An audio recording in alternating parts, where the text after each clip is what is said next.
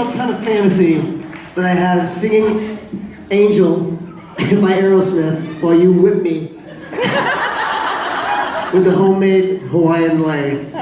It's not just some kind of fantasy, it's a very specific fantasy that you've been talking about for a long time. It was a very specific fantasy, and now it is a gift. Dear Diary, it finally happened. I can assure you that is a moving image that exists right now and is being shared with family and friends alike. Misha. Yeah. First trip to Hawaii? Stop. That's creepy. Why would you do that? It's funky, right? It smells like licorice. No, it doesn't. I think those are your fingers. A present for me. No, Misha. First trip to Hawaii. Have you been here before? Have you been to the state of Hawaii? Yes, I have. Well then, poo on you, because that makes it not interesting. No, I have not. Ah, interesting. So, have you done anything? You've just gotten here, like you just. Well, I'll tell you, I have done very little. Okay. I had dinner last night with Rob. All right. Well, that's. I did. So that can be any given city. It was like sort of torture, trying to, extract conversation from the group. But it was that was the highlight of the trip so far. Well, just be glad no members of the band were there. That would have ruined the night. Brought it to a screeching halt. Also, are you going to do anything? Are you going to tour? Are you going to do anything exotic? Nope. You're a real I'm a wet rag, man. I tell you. I've been to Hawaii a couple of times in the past. We were in Kauai, and has anyone been there? Yeah. And we went and we hiked out the Nepali Coast Trail. That's great. It's one of the most beautiful hikes I've ever been on.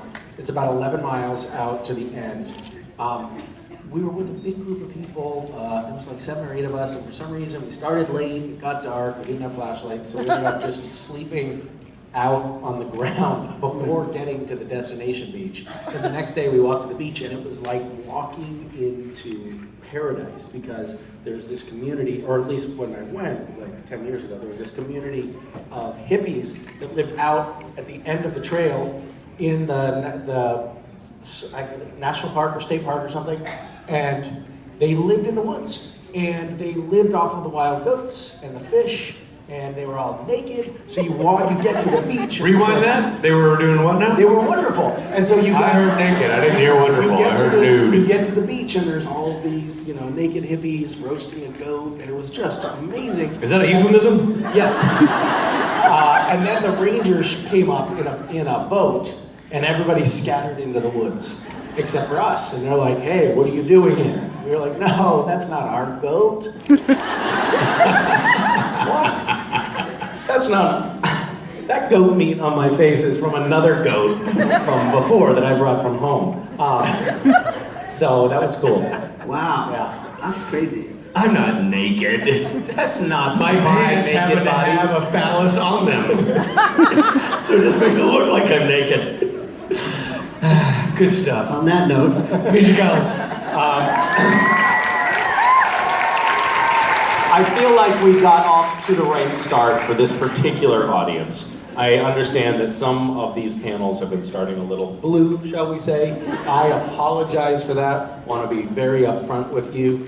My act up here is very squeaky clean. Okay, so let's back up for a second. My mother-in-law is in the audience today. And I just would love it if you guys would confirm how squeaky clean and above board my performance usually is. Thank you.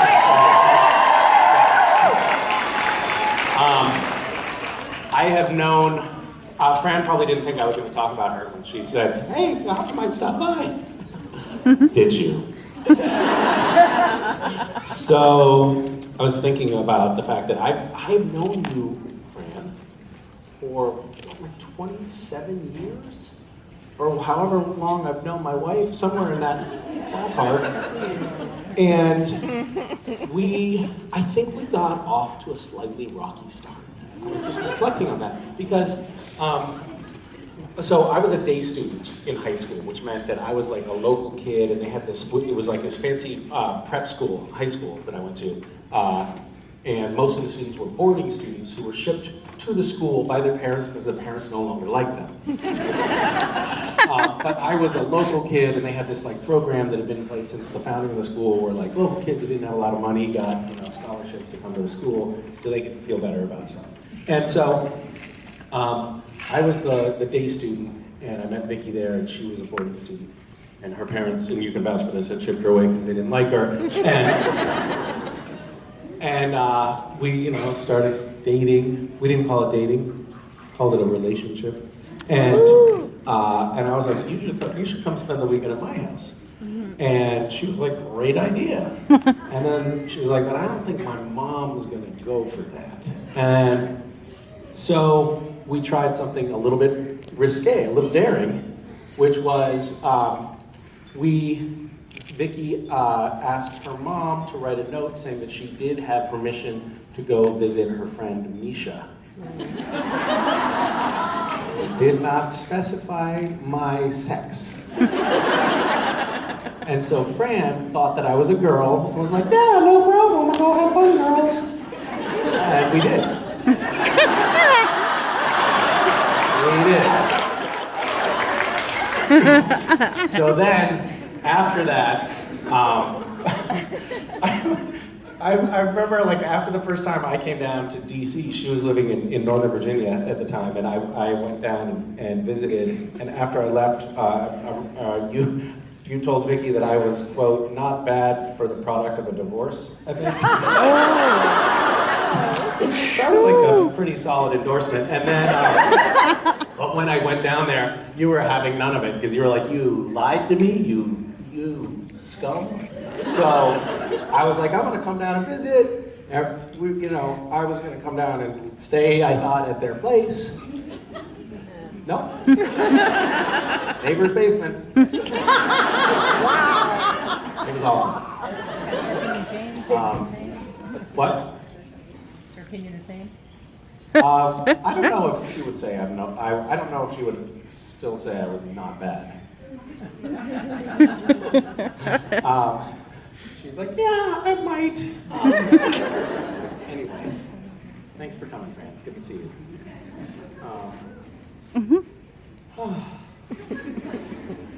What do you guys want to talk about today? Do you have anything in particular you want to talk about? You do?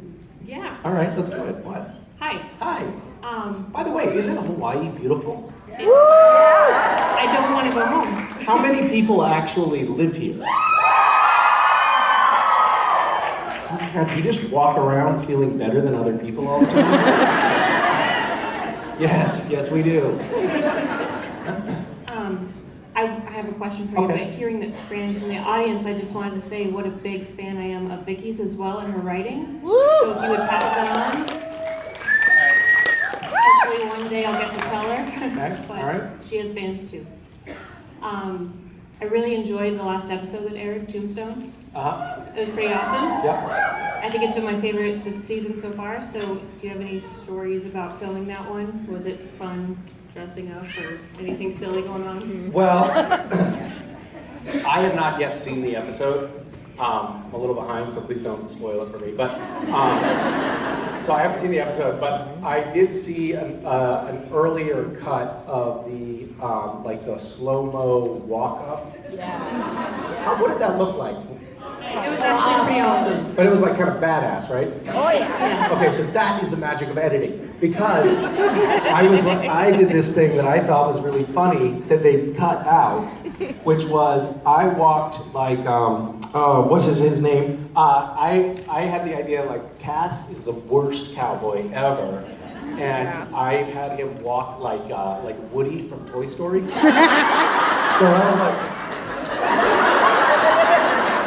and somehow I was like, how did you do that? How did you edit it to make it not look totally like a ridiculous string puppet? And they did, which is just goes to show you they can make the worst garbage look good if given enough time in post-production. Which means you can just phone it in. It's great news. Yeah, it was really, I was like, wait, how did you possibly turn that into badass? Because what I did was the opposite of badass.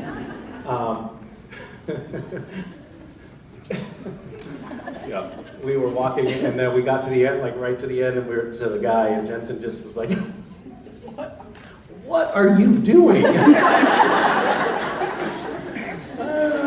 It was funny. I love the hat that they gave me too. That was badass. Badass. Another funny thing about that episode was, you know, the gag is like the Dean is totally into cowboy stuff, and like, you know, he's just like super excited about it. There's no question at all that Jensen was like, man, I like this cowboy shit. You know, like just checking himself out. Like,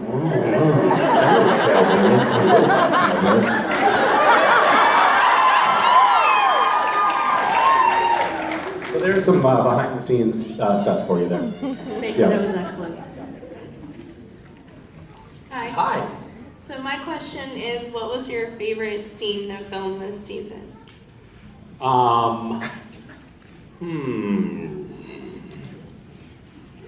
Well, I enjoyed doing the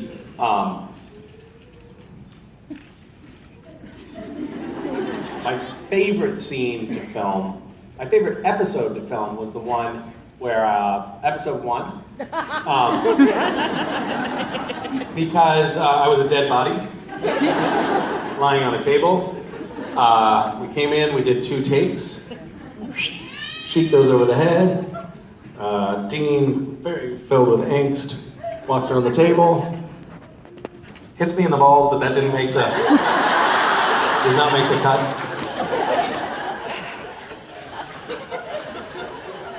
By the way, after that happens, so the scene was Cass is lying prone. That's redundant. Cass is on the table, and Dean pulls the sheet over his dead face. Very sad moment.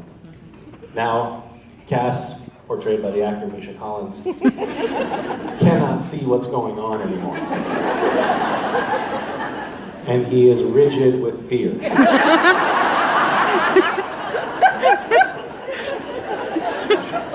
And Dean, played by the malicious actor Jensen Ackles, knows this. And so he hits me in the balls. And I leap up. But unfortunately, that is not the last take. So I have to go through just the anxiety and torment of wondering when that's going to come again. It was, but anyway, great episode to shoot, because I was in and out in about 45 minutes. And I also thought it was a stirring performance from me.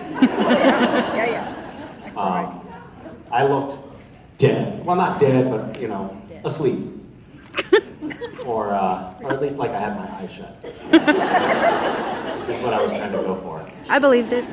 I liked shooting the empty, because it was such a strange thing to do, and it was, I've never experienced something like that on set. We were all trying to figure out how it would go together, and we were using this equipment that we haven't used before, this motion control camera that's a very elaborate, large apparatus, and so everybody was like, how are we gonna get 2 of your face on the screen at the same time? How is this gonna work?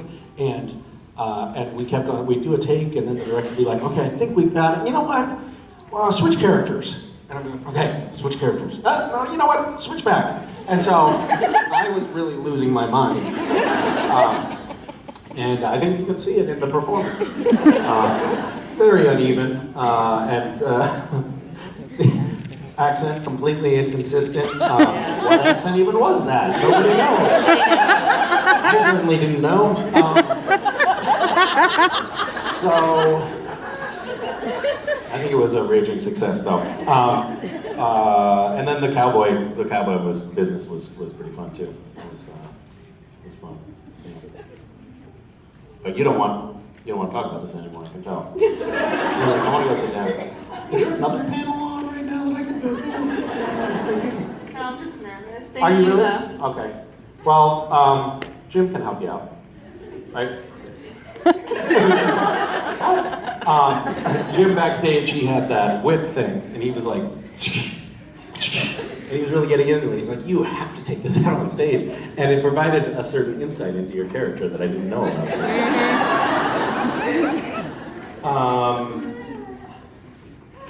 Go sit down. Hi. Hey, Misha. How are you? Wonderful. Who is this? Who is this enormous person? This is my angel, Kendall. Hi, Kendall is your name? Yeah. Kendall, are those real flowers in your hair? Yes, can I see? No, did you say, or yes? Oh, cool, here. Would you like my flowers? You want some extra flowers? Here, these, here, you can take that. They, probably don't take stuff like this from strangers, but, Sell them on eBay, it'll pay for your college. yeah, they can come off if you want to just like rip it apart.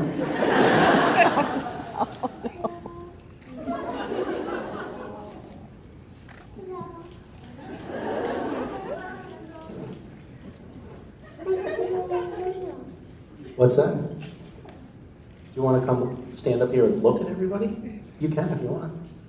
Yeah. Here, you can take that too. Do you want me to put it on for you? Okay. Sure. Look at all those people. I think they're watching you. You want to say hi to everybody? This, do you know, this makes your voice louder if you talk into it.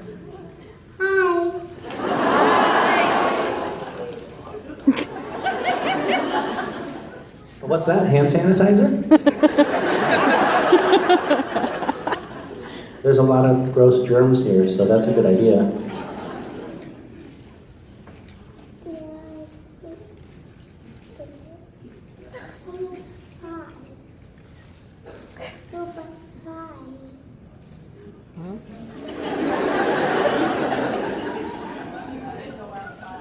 You want to go outside? Oh, you're shy. You're not shy. You're very sweet. You want to go back to your dad? No. You want to play the drums or something? We have a drum set.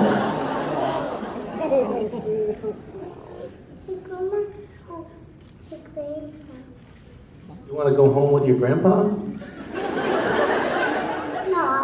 What?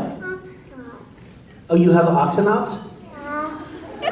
Great. Well, that was you worked that little plug in. Are you sponsored by that? What's that? On right now. It's on right now? It's It's off. off. It's not on. Yeah. Well, thanks for that update. That's so cool. All right. Well, do you want it? Okay. You can say whatever. We can. I'm gonna go over here. I don't have any more stuff. Yes, I do. Here's something. Whose is this? This is the band's? Is this with them always? Yes. Should I give it to her? Probably a good idea. Every time. Wait, what? Every time she gets astronaut and she was it's the my things over. Then she watched her one. I see what you mean. Do you get paid every time you say octonauts?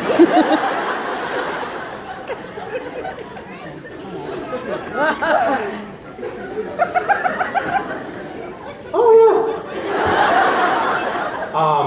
yeah. Did you know that I have children? Did you know that? Yeah. How could you know? But I have two kids, and they are starting to get really into. They're starting to get into. Yeah, you can anything you want. You can touch anything you want, and if you want to try hitting the drums over here, you can. Look, see? Oh, you don't have to go. All right, will you come back and visit later? Will you come back and visit later? Back later, but I'm not coming back later. Not my grandma will come back. Your grandma won't come back? Well, maybe you could go watch Aquanauts with your grandma then. No. Okay, you're gonna lose your sponsorship if you say something like that. Who is that weird man? Now you can't leave me for.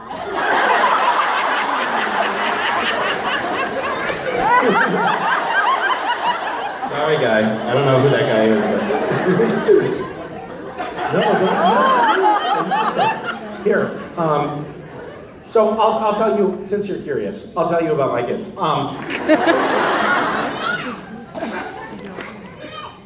To the stairs, you think?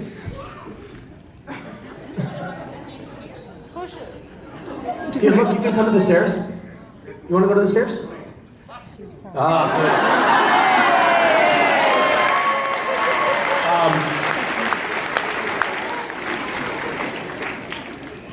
My kids are getting really into like figuring things out, how things work.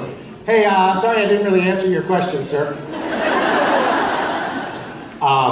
So they're getting into like figuring things out and science. You know, my son was Neil deGrasse Tyson. He wanted to be Neil deGrasse Tyson for Halloween. And he's like, oh, I'm definitely going to be an astrophysicist when I grow up, for sure, no question about it. And so he's getting into asking a lot of questions about light years and Einstein's theory of relativity, and stuff that I have a pretty solid understanding of. And he puzzles these things out, but there's still a tiny shred of childhood in West. So he was reading this book about a mouse that rides a motorcycle. Oh yeah. And my friend Keith, who's about 40, was visiting. And West said, this is a make-believe book, he declared to Keith. And Keith said, how do you know? And he said, well, it's a talking motorcycle driving mouse. And Keith said, well, I hate to tell you this, but my best friend since I was 5 years old is Ralph, who's a mouse, who's also a taxi driver. And Wes was like, really? He said, yes, he's my best friend. And that was about 6 months ago, and last week, Wes was like, hey, Mom, how long do mice live? And she said, I'm not sure. She said, and then he said, do they live 35 years or more? And she said, no, definitely not. And then he said, then Keith was lying. Because there's no way he wouldn't have mentioned that his best friend had died. I just think that's an amazing way to arrive at that answer. There are other clues embedded in that story that you could unpack. It's the fact that the life expectancy of mice. Okay, hi. Hi, Misha. My question is, if you were to envision yourself and your fellow cast members as various dog breeds, what type of dogs would you think they are? Chihuahua. That is a good question. Jared is a Great Dane. Correct. Jensen is a German Shepherd. Yes. Castiel is a Golden Retriever. And Crowley is a Chihuahua.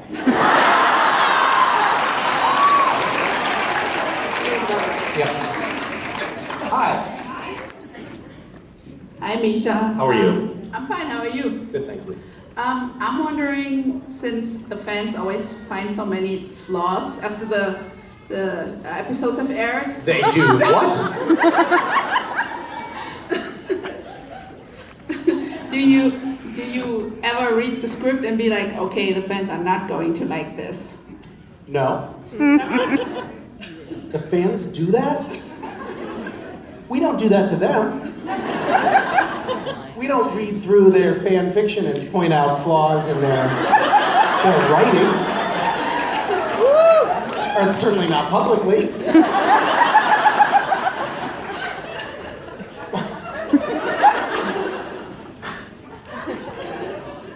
Jared, look at this. Terrible grammar. Careful.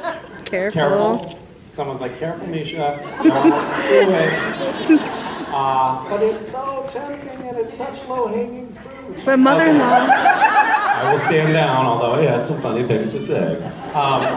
You're the one who said so. Your mother-in-law's here. Oh, that's right. My mother-in-law is here. Thank you. She left. Oh. Hello. No, she really did leave. Really? Oh, then go ahead. Is she still there? Is Fran still there? Oh, you just put on something because you got cold. Got it. Do you know what fan fiction or slash fiction is, or any of that stuff? No? I'll show you some later.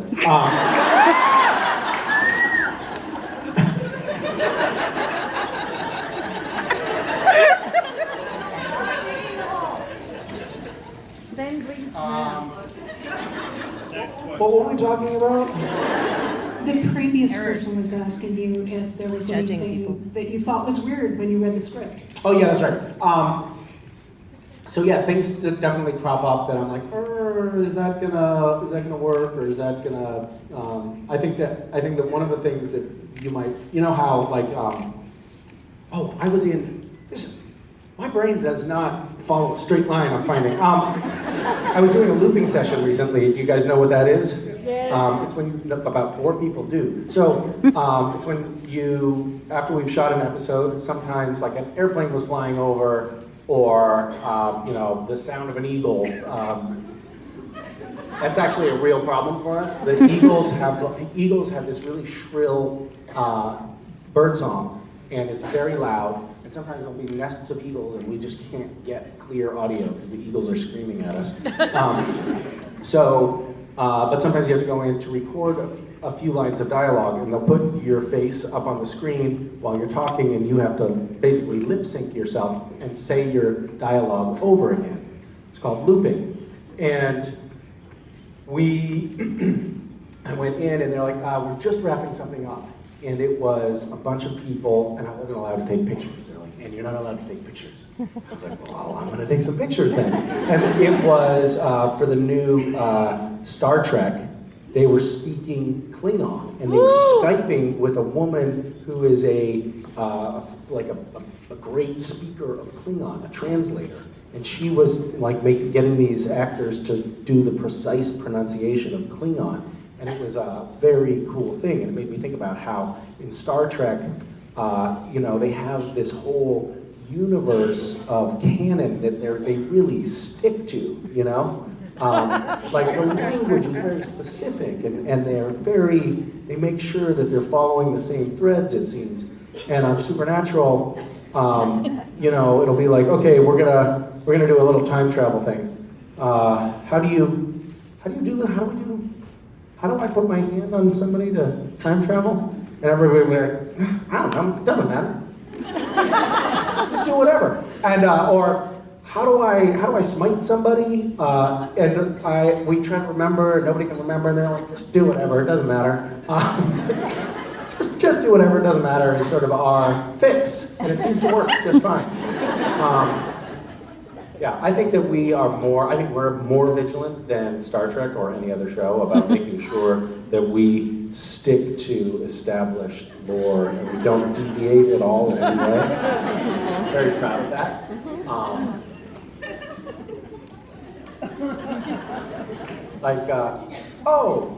Never mind. I mean, there are things sometimes I'm like, we're just not going to explain that, huh? And everybody's like, no, we're not. And we're going to get away with it. I think at some point we realized we could get away with stuff, and now it's just like, we're just like children who get away with everything. And it's great. It's very liberating. Yeah. I didn't really answer your question, I know that. It wasn't my question.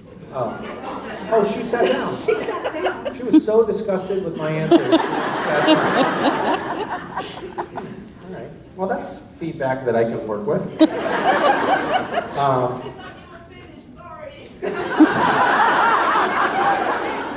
I hope I got your question right. Was it good for you? Oh,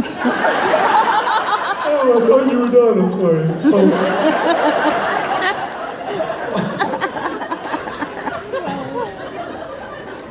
Still over there, huh, friend? Hi. Aloha. Aloha. So we know that your mom is a member of the DAR. Yes. You do know that, right? So I'm a huge fan of genealogy and family history, and I was wondering if you had seen anything from your family history that you thought was super cool or interesting or weird. Well, I just ordered the 23andMe thing because I'm just dying to know if I'm a descendant of Genghis Khan. I don't know why. I want to get to the bottom of that. I am a great nephew of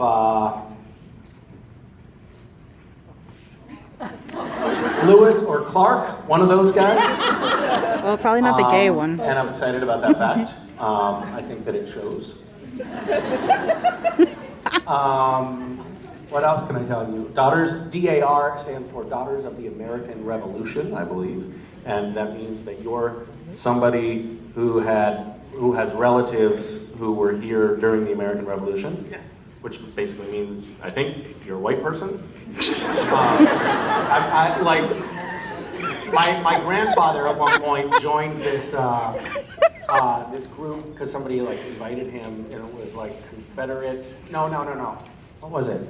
It was it was officers of the something. I don't know. It was officers of the British Army that had served here, during the Revolutionary War. So it was like a subset, a very specific thing. And then he got into it, and he realized, oh, I get it. Like they picked this kind of thing that would just like exclude minorities. It was like he just joined sort of like a little clan-like group and didn't even know it. He was like, oh, sorry guys, I'm at the wrong party. So he left that group, sadly. And then, Mayflower. We go back to the Mayflower too, our people. Me too. We are through and through old Americans. Who's your Mayflower descendant or your ancestor? Oh, my ancestor from Mayflower? Giselle. I can't remember her last name, but it was Giselle, for sure. I have no idea. Yeah, I couldn't remember if it was Lewis or Clark, so you can tell that I'm a... what else I can tell you about that? I traced my lineage, though, back to Adam and Eve. Pretty cool. Good job. Yep. Thank you. Thank you. Hi. Hello, Mr. Krupov. Was drunk, and we're like, guys, it's getting dark. Can anyone give us back a ride back to the main town? And this guy was like, yeah, I'll do it. And he had a pickup truck, he said, and so he showed up in his pickup truck, but he showed up also with like 2 other guys who were really burly in the pickup truck with him. And they were like, yeah, we'll throw your stuff in the back, and then my friends are gonna get in the back with your stuff. And we're like, now it's dark, by the way. And we were like, no, we'll stay here. We'll stay back here with the stuff. And so we started driving. We're going down the road, and all of a sudden the truck just veers off into this salt flat. And he just gunned the engine and drove into the darkness off the road, and then stopped the engine. And I was like, this is what it's like to know you are about to die. And I had this little, like, small Leatherman tool, and so I had my Leatherman out, and I was like, I guess I'll just start stabbing people. And they got out, they killed the engine. The headlights are just pointed out into the salt flat, and me and Vicky are like holding each other, and I'm holding the knife. I circled around the back of the truck, and they leaned on the back of the truck. And they said, how are you doing? And we said, we're fine. And they said, okay, great. And they hopped back in the front. It was a shortcut through the salt flat to the town, and it was like an easier road to drive on, I guess. But we were certain we were gonna die. I was, and I handled it, I think, not well, because I did tell Vicky, who was very frightened herself, I did tell her, we're going to die.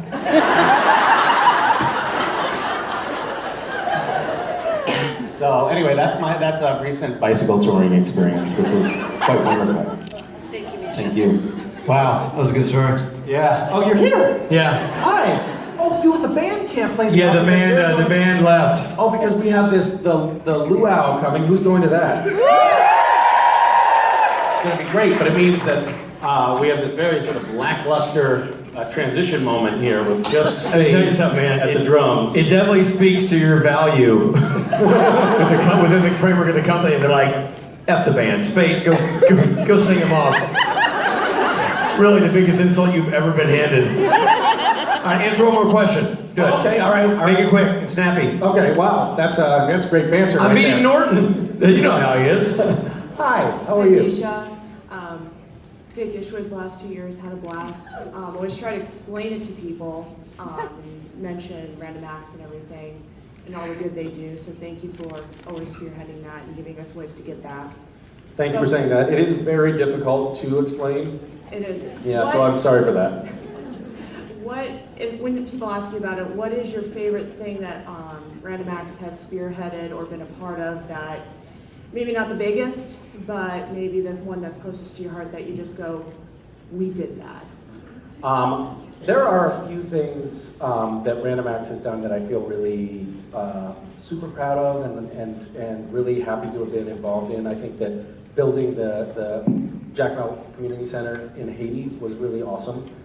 It's just a beautiful building. Everybody that was involved in the process of constructing this thing, that's like an orphanage and community center that's in Haiti. And it was built by the guy that was sort of in charge of the construction project, volunteered his time. He was a retired engineer for the New York City subway system. And he was like, I will not ever be able to sleep if I think there's any chance that anything could happen to the kids in this building. So we're gonna build it so that it's a 2-story structure. We're gonna build it so that if there was a fully loaded semi-tractor trailer parked on the roof and a 9.0 earthquake hit, it would hold up. And I was like, that sounds like we're overbuilding a little bit because there's no access that you could get a semi up on the roof. But we did, and we did it really inexpensively and efficiently, and it ended up being beautiful. And the woman who runs the Jacmel Children's Center is this woman named Bonite, who calls me about once every 6 months for a very short phone call. It'll always be a number that I don't recognize, and then and she'll say, may all of God's light shine upon you, and things like that. And it's lovely. Thank you so much. Ladies and gentlemen, you know him, you love him, you're gonna pay to get your picture with him. Misha Collins!